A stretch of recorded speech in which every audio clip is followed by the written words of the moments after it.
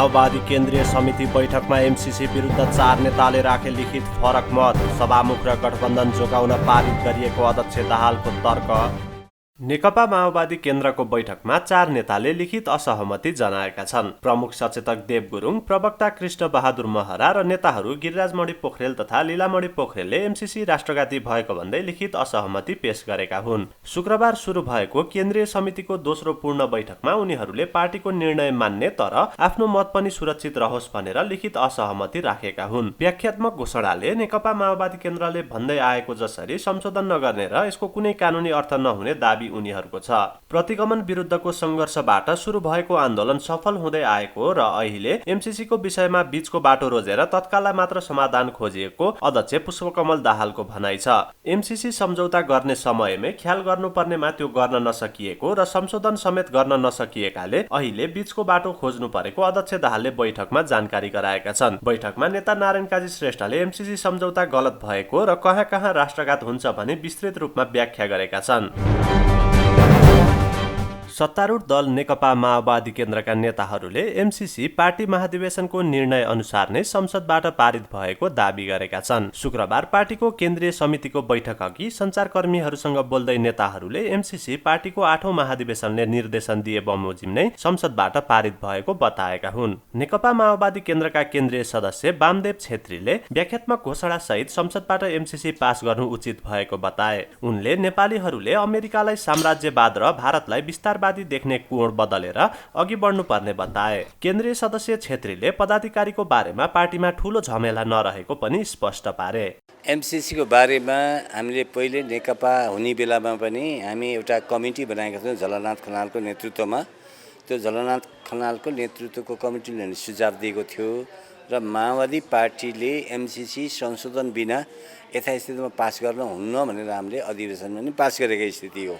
र अहिले जसरी बहस उठ्यो गठबन्धनभित्र त्यसलाई हामी धेरै कोणबाट छलफल गऱ्यौँ र लास्टमा अहिले हामीले आइसकेपछि के हो भने व्याख्याङ्शसहित भनेको अन्तर्राष्ट्रिय सन्धि अनुसार अन्तर्राष्ट्रिय नियमअनुसार व्याख्याङ्शलाई स्वीकार गरे मात्रै नै त्यसलाई लागू हुन सक्ने, यदि त्यो भएन भने 30 दिनभित्रमा त्यसलाई लागू नहुन सक्ने प्रावधानलाई हामी धेरै छलफल गऱ्यौँ।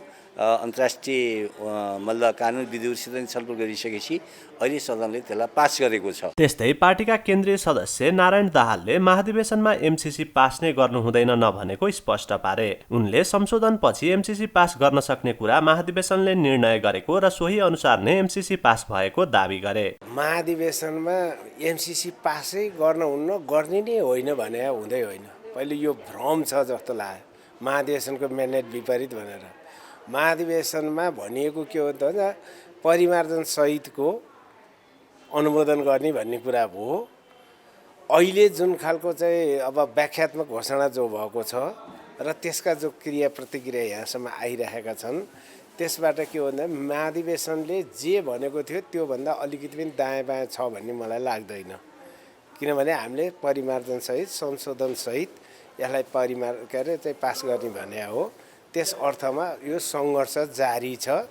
त्यो सङ्घर्षको निम्ति मतलब एमसीसी जस्ताको तस्तै जसरी आएको थियो त्यसका विरुद्धको सङ्घर्षको ठोस र मूर्त रूप चाहिँ अहिलेको चाहिँ व्याख्यात्मक घोषणाले दिएको छ। त्यस्तै केन्द्रीय सदस्य कुमार पौडेलले व्याख्यात्मक घोषणा सहित सदनबाट पास भएको एमसीसी पार्टीको मूल्य र मान्यता बमोजिम रहेको बताए। उनले पार्टी एकता र गठबन्धनको रक्षा गर्नको लागि पनि एमसीसी पारित गर्नु व्यावहारिक भएको उल्लेख गरे। केन्द्रीय सदस्य पौडेलले व्याख्यात्मक घोषणा सहित पास भएको एमसीसीले देशलाई अँध्यारोमा जानबाट रोकेको बताए। अब हाम्रो पार्टीको 8औं महाधिवेशनले एमसीसी बारेमा जुन निर्णय गरेको थियो त्यो निर्णयको विषयमा भर्खरै सदनबाट पारित भएको एमसीसीको व्याख्यासहितको जुन सदनमा जुन निर्णय भएको छ वास्तवमा त्यो पार्टी अहिलेको अवस्थामा एमसीसीको सन्दर्भमा जुन चाहिँ व्याख्यात्मक जुन विश्लेषण आएको छ वास्तवमा अब पार्टीले अगाडि सारेको मूल्य मान्यता र मर्ममा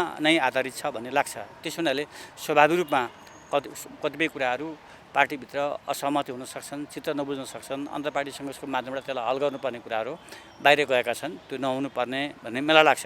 त्यस्तै अर्का केन्द्रीय सदस्य लेखनाथ दाहालले 12 बुँदे व्याख्यात्मक घोषणा परिमार्जनकै अर्को रूप भएको बताए। उनले व्याख्यात्मक घोषणा सहितको पासले केही समस्या समाधान गरेको भन्दै राष्ट्रहित विपरीतका मुद्दाहरू संशोधन गरेर नै व्याख्यात्मक घोषणा पास गरिएको बताए। परिमार्जन सहित एमसीसीको म्यान्डेट दिएको महाधिवेशनले जो त्यो राष्ट्रघाती मुद्दा छन्, नेपाललाई नेपालको रूपमा नस्वीकारिएका चाहिँ त्यहाँ विषयहरू छन्, ती विषयहरू हट्नुपर्छ भन्ने कुरा हाम्रो महाधिवेशनको मान्यता हो र त्यही म्यान्डेट भित्रै पर्छ जो 11 बुँदे व्याख्यात्मक घोषणाभित्र चाहिँ हाम्रा परिवर्तनका परिमार्जनका इस्युहरू त्यहीँ हटाएका छन्। यो महाधिवेशनको म्यान्डेट अन्तर्गत नै पर्छ भन्न खोजेँ मैले, किनकि परिमार्जन बिना पास नगर्ने भन्ने हाम्रो मान्यता हो र 11 बुँदे घोषणा पनि शाब्दिक हिसाबले जे लेखिए पनि त्यो अन्ततः परिमार्जन नै हो र एउटा चाहिँ अन्तर्राष्ट्रिय कानुन होइन, यो हाम्रो चाहिँ अब भिएना कन्भेन्सनसँग अन्तर्सम्बन्धित भएर उठाइएको विषयवस्तु भएको हुनाले अहिले यो 11 बुँदे जुन घोषणापत्र छ यसले चाहिँ एउटा वे आउट दियो। केन्द्रीय सदस्य दाहालले एमसीसी पास भएपछि पार्टीमा केही अन्तर्विरोधहरू देखा परेको उल्लेख गर्दै केन्द्रीय समिति बैठकले समाधान गर्ने बताए। उनले सर्वसम्मत रूपमा पार्टी पदाधिकारीको चयन हुनुपर्ने र त्यसो नभए निर्वाचन प्रक्रियाबाट पनि पदाधिकारी चयनको प्रक्रियालाई मूर्त रूप दिनुपर्ने बताए।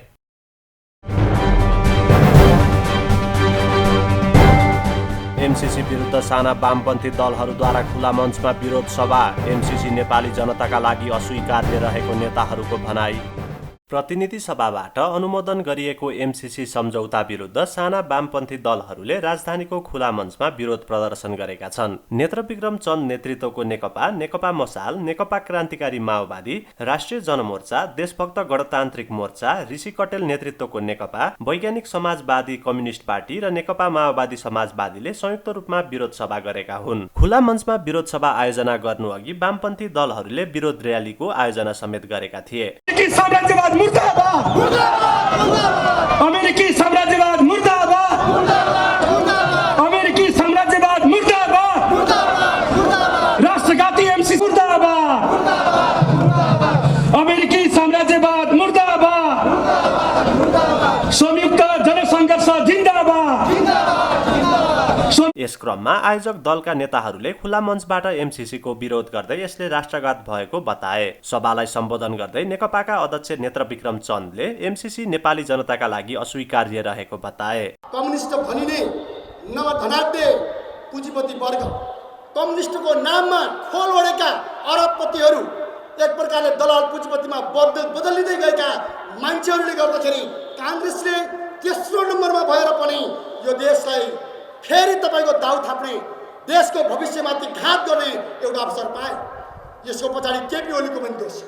यसको पछाडि सबैभन्दा 15 गतेको निर्णयमा हामीले भनेका छौँ कि केपी ओलीले कथित त्यहाँभित्रको संसद रोस्टम घेराउको नाममा पन्छिएर उनले राष्ट्रघातमा भाग लिए भने प्रचण्ड र माधव नेपालले शिर लतारेर नेपाली जनताको विरुद्धमा छाप लगाएर घात गरेका छन्। र यो निर्णयमा कम्युनिस्ट सबै जनमतले देशभरि सुन्नुहोस्, टेलिभिजन हेर्नुभएको छ भने तपाईँले बुझ्नुपर्छ, यो सभा सुन्नुभएको छ भने तपाईँले बुझ्नुपर्छ।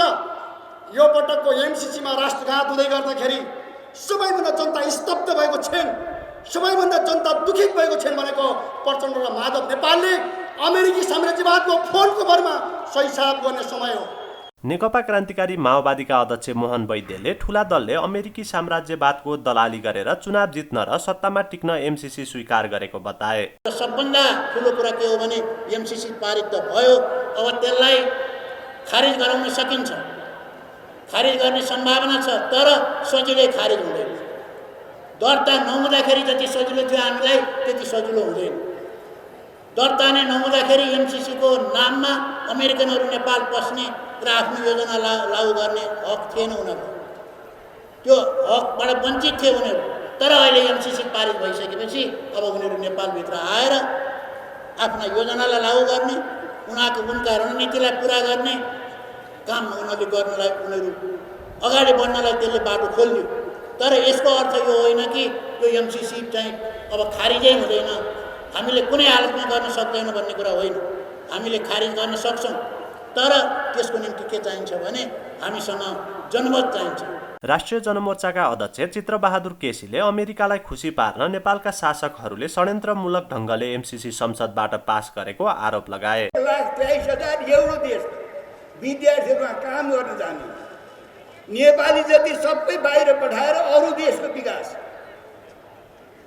हाम्रो काम तपाईँ चाहिँ विदेशबाट तल छापेर ल्याएर बहुराष्ट्रिय कम्पनीको सामान खाने हाम्रो अभिगत के भयो भन्नु त आज देश कहाँ पुऱ्याए शासकहरू। त्यसो भएर यो एमसीसीको भ्रम जुन पाइरहेका छन् यसलाई चाहिँ खारेज गर्नुपर्छ। जबसम्म एमसीसी सम्झौता खारेज हुन्न तबसम्म नेपाली जनताले सङ्घर्ष गरिरहनुपर्छ। जनता नै कुनै पनि देशको निर्णायक शक्ति जनता हो। मुठीभर शासक शोषकले चाहिँ घुँडा टेक्नुपर्छ यति भन्दै।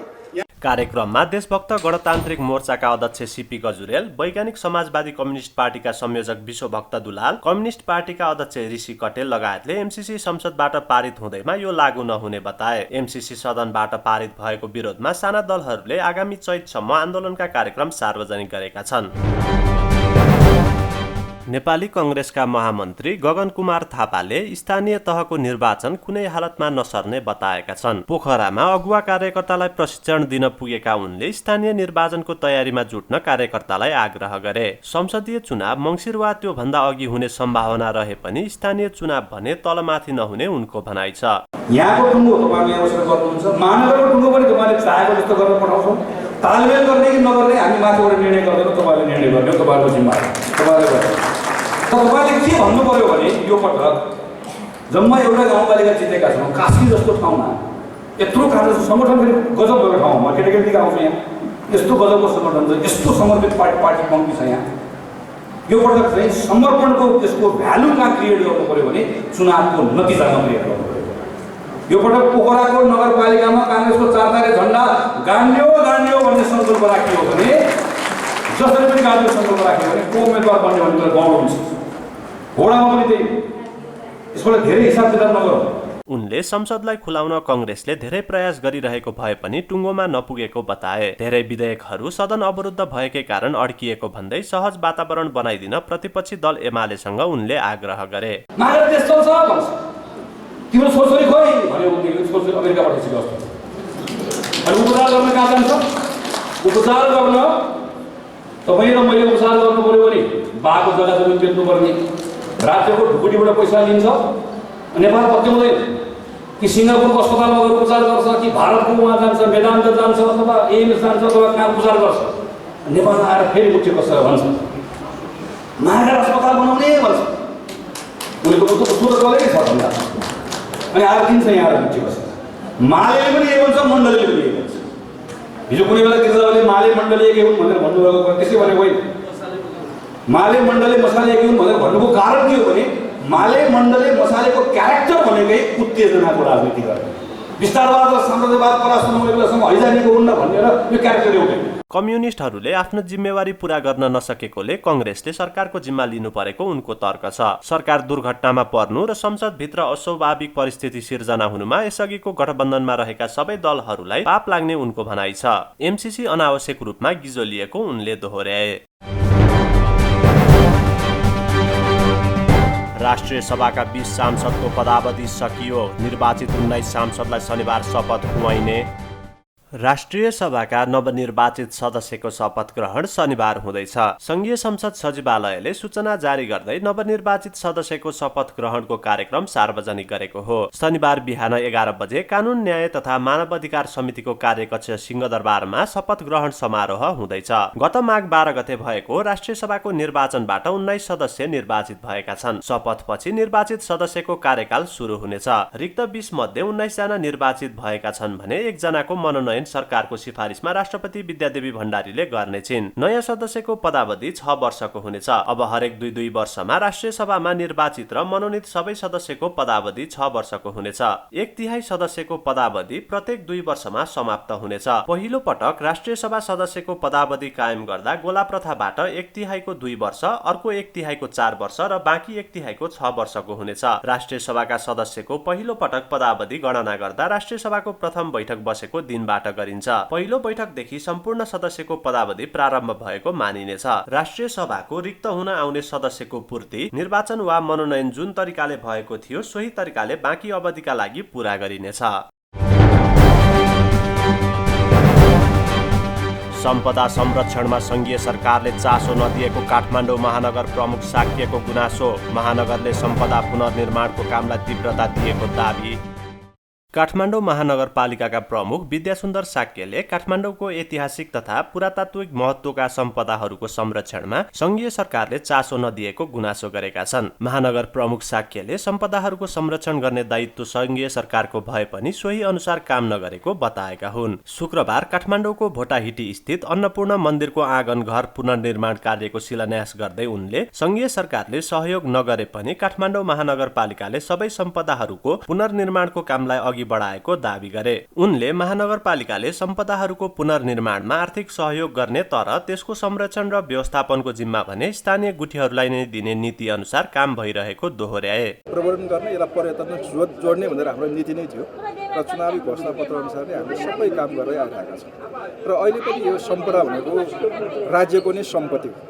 यो पहिला गुठियाहरूले बनाएका थिए। त्यो गुठियाहरूले अहिले संरक्षण गर्न नसकिरहेको अवस्थामा राज्यको उपस्थिति त्यहाँ हुनुपर्छ। राज्यले संरक्षण गरिने हो तर सञ्चालन र व्यवस्थापन गर्ने गुठियाहरूलाई दिने हाम्रो नीति हो। हामीले यहाँ हस्तक्षेप गर्दैनौँ। अहिले जति पनि हामीले सम्पदा पुनर्निर्माण गरिरहेका छौँ त्यो सम्पदा पुनर्निर्माणले आर्थिक रूपमा हामीले जिम्मा लिएका छौँ तर त्यसको पुनर्निर्माणमा जनसहभागिता स्थानीय गुठियाहरूको सहभागिता हामीले खोजिरहेका छौँ। अहिले यहाँ पनि हेर्नुभयो भने सबै गुठियाहरू खुसी छन्। उहाँहरू आफै हाम्रो सम्पदा हामी पुनर्निर्माण गर्छौँ। सो आँगन घर पुनर्निर्माणका लागि काठमाडौँ महानगरपालिकाले 76,11,000 आर्थिक सहयोग उपलब्ध गराएको छ, जस अनुसार पहिलो किस्ता बापत 25,11,000 निकास भएको र यसको पुनर्निर्माणको कामको पनि शुभारम्भ गरिएको पुनर्निर्माण समितिका सचिव तीर्थ महर्जनले जानकारी दिए।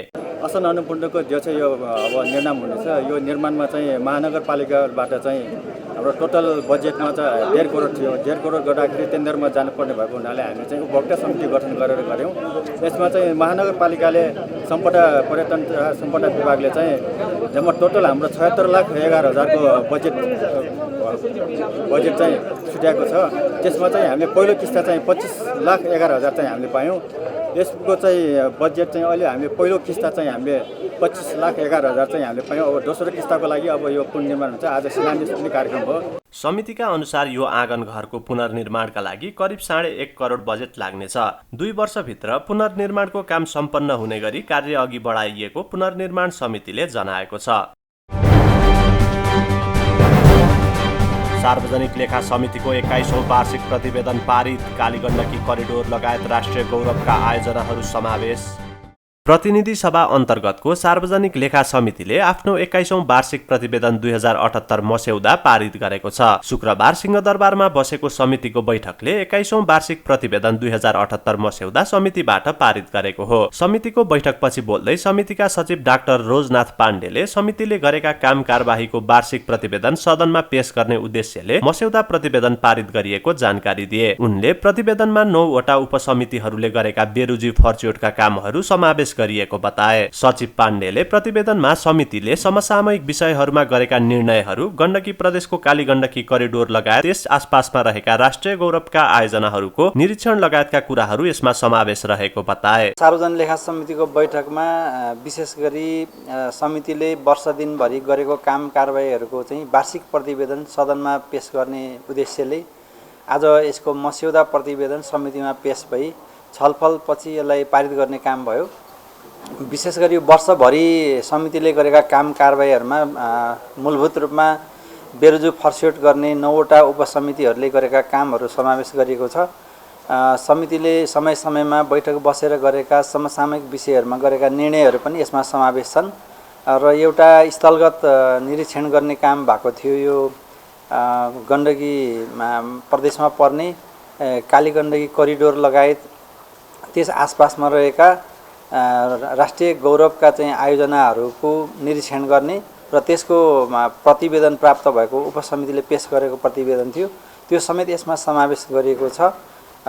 विशेष गरी विभिन्न मन्त्रालय र केन्द्रीय निकायहरूमा जुन बेरुजुको चाहिँ थुप्रै भोल्युमहरू चाहिँ कम्पाइल भएर बसेका थिए तिनीहरूलाई हामीले वर्षभरि नै उपसमिति मार्फत छलफल गरेर ती बेरोजगारलाई किनारा लगाउने काम गरेका छौँ र ती कुराहरू चाहिँ यो प्रतिवेदनमा समावेश गरी सदनमा अनुमोदनको लागि पेश गर्नको लागि हामी प्रस्ताव गर्दैछौँ। सचिव पाण्डेले समितिको उक्त प्रतिवेदन अनुमोदनका लागि सदनमा पेश गर्नका लागि प्रस्ताव गर्ने पनि बताए। उनले फास्ट ट्र्याक सम्बन्धी प्रतिवेदन यसअघिकै प्रतिवेदनमा संलग्न भइसकेको र पछिल्लो समय नेपाली सेनाले पुनः विचारको लागि रक्षा मन्त्रालयमा अनुरोध गरेकाले अहिले उक्त प्रतिवेदन समितिमा विचाराधीन अवस्थामा रहेको पनि उनले बताए। उनले फास्ट ट्र्याक सम्बन्धी प्रतिवेदन यसअघिकै प्रतिवेदनमा संलग्न भइसकेको र पछिल्लो समय नेपाली सेनाले पुनर्विचारको लागि रक्षा मन्त्रालयमा अनुरोध गरेकाले अहिले उक्त प्रतिवेदन समितिमा विचाराधीन अवस्थामा रहेको पनि बताए।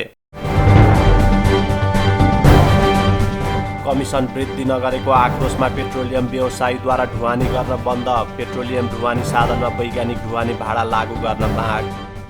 इन्धन बिक्री गरे बापत विक्रेताले पाउने कमिसन वृद्धि नगरेको आक्रोशमा पेट्रोलियम व्यवसायीहरूले इन्धन ढुवानी बन्द गरेका छन्। नेपाल आयल निगमले बिहीबार रातिबाट इन्धनको मूल्य बढाए पनि प्रतिशतमा विक्रेतालाई दिँदै आएको कमिसन पुरानै यथावत राख्ने निर्णय गरेपछि व्यवसायीहरूले देशभर नै इन्धन ढुवानी बन्द गरेका हुन्। सेना, प्रहरी, सशस्त्र प्रहरी र साझा पेट्रोल पम्पले मात्रै इन्धन खरिद गरेका छन्। विक्रेताहरूले मूल्य वृद्धिको आधारमा प्रति लिटर 3.14% कमिसन पाउँदै आएका थिए। बिहीबार रातिदेखि नयाँ मूल्य लागू भएपछि प्रतिशतको आधारमा कमिसन वृद्धि हुँदा व्यवसायीलाई प्रति लिटरमा थप 15 पैसा कमिसन दिनु पर्दथ्यो। तर अन्तर्राष्ट्रिय बजारमा कच्चा तेलको मूल्य दैनिक उकालो लाग्दा निगमको नोक्सानी चुलिएको छ, जसले गर्दा निगम सञ्चालक समितिले विक्रेता कमिसन हाललाई फागुन 7 गते कायम भए अनुसार नै यथावत राख्ने निर्णय गरेको थियो। त्यसको विरोधमा पेट्रोलियम डिलर्स राष्ट्रिय एसोसिएसनले डिपोबाट इन्धन ढुवानी रोकेको हो। आयल निगमले भने इन्धन ढुवानी रोक्ने कार्य गैर जिम्मेवारी भएको बताएको छ। व्यवसायीहरूले इन्धन ढुवानी नगरे अन्य विकल्प प्रयोग गरेर पनि आपूर्ति सहज बनाइने निगमले जनाएको छ। थानकोट डिपोबाट औसतमा दैनिक 700 देखि 800 किलोलिटर पेट्रोल र 1000 देखि 1100 किलोलिटर डिजेल बिक्री वितरण हुन्छ।